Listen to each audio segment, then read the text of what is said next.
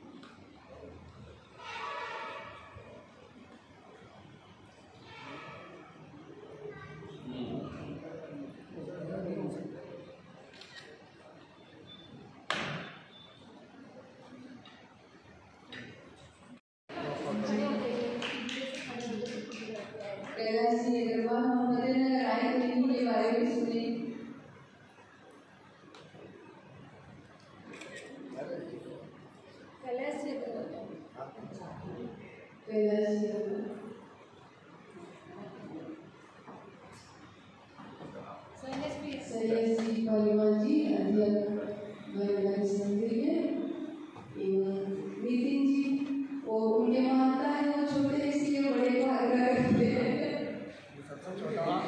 सबसे बड़े जी इसलिए आदर स्वरूप इन्होंने हमें कैलाश जी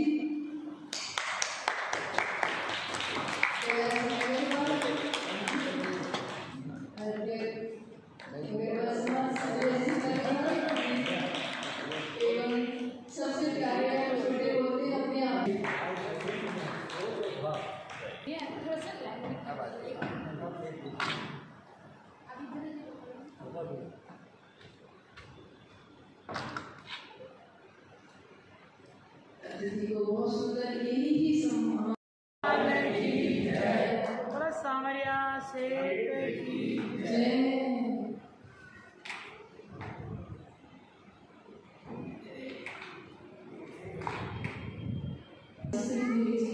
से सुनेंगे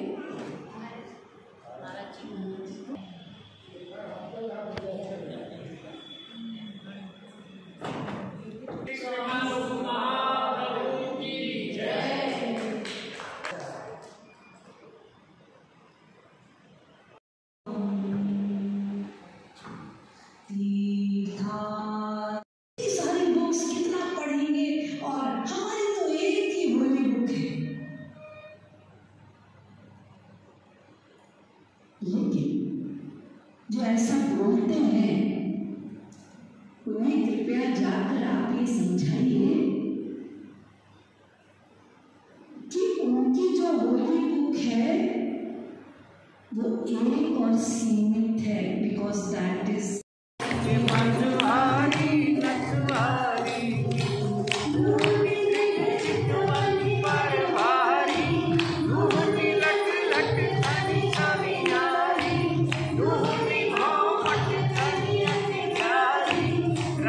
सर, आपने तो उदयपुर में काफ़ी फंक्शन अटेंड किए हैं इस तरीके के, वृंदावन जा कर के भी किए हैं, प्रेम मंदिर में भी जाके किए, तो क्या लगा आपको, क्या कहना चाहेंगे आप इस फंक्शन के बारे में? मैं लोकेश द्विवेदी उदयपुर से हूँ और जगत गुरु कृपालु महाप्रभु के सत्संग में मैं 2007 से हूँ।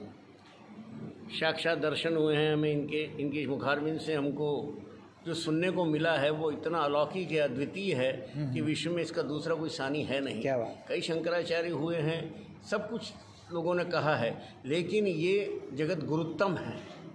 इन्होंने चारों शंकराचार्यों के और सभी जगत गुरुओं के विचारों का समन्वय करके राष्ट्र को एक ऐसी विचारधारा दी है जिसमें चलकर व्यक्ति अपने जीवन को सार्थकता प्रदान कर सकता है।